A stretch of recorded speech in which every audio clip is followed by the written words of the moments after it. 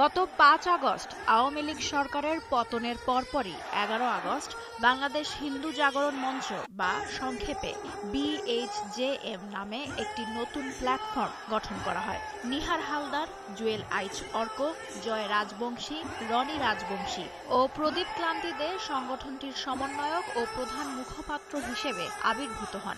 এদিনই গঠিত হয় BHJM এর ফেসবুক গ্রুপও।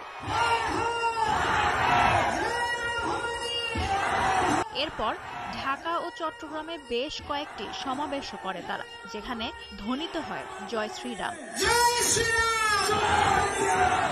মূলত জয় শ্রীরাম স্লোগানটি ভারতের ক্ষমতাসীন দল বিজেপির স্লোগান।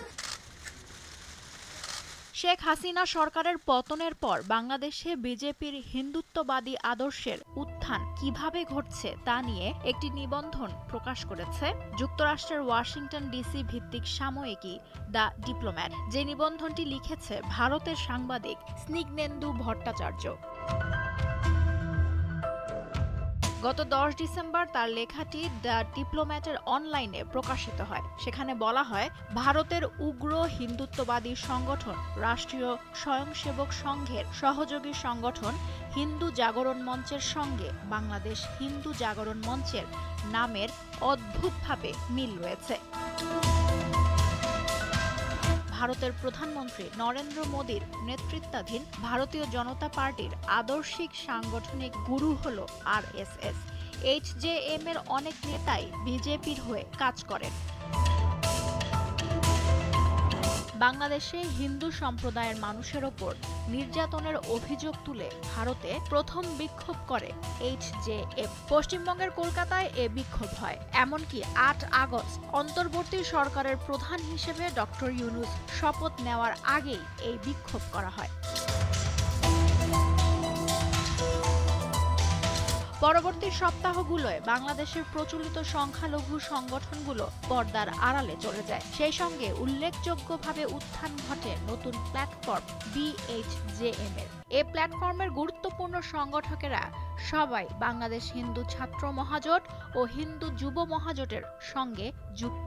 এই দুই সংগঠন বাংলাদেশ জাতীয় হিন্দু মহাজোটের যথাক্রমে ছাত্র ও যুব শাখা।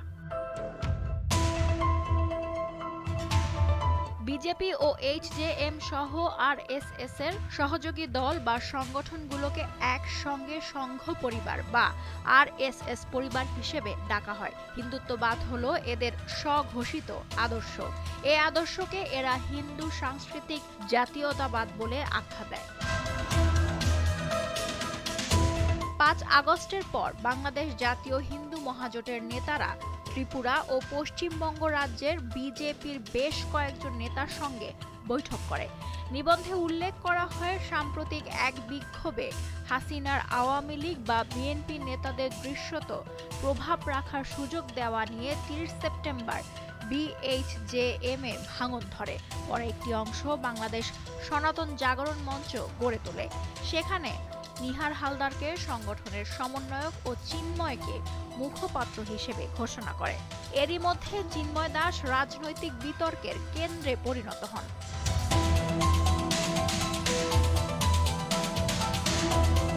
নিবন্ধে আরো বলা হয়, এদেশে হিন্দুত্ববাদী আদর্শের শিকড় ২০০৬ সালে BJHM বা হিন্দু মহাজোট গঠনের সঙ্গে জড়িয়ে আছে।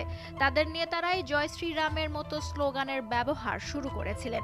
পরের বছর তারা সংগঠিত হতে শুরু করেন, যদিও তা ছিল ছোট পরিসরে। রামনবমী আয়োজনের মধ্য দিয়ে এই উৎসবকে ভারতের হিন্দু জাতীয়তাবাদীরা পেশি শক্তি প্রদর্শনে ব্যবহার করেন।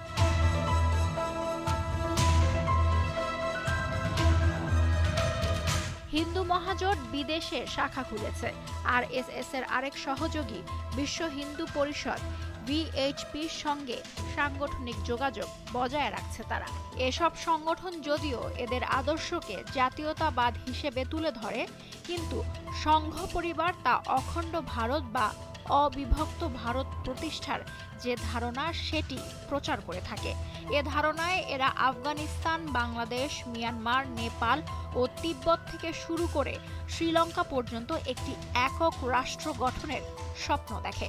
লুৎফা ফৌজিয়া, দীপ্ত, বার্তাকক্ষ।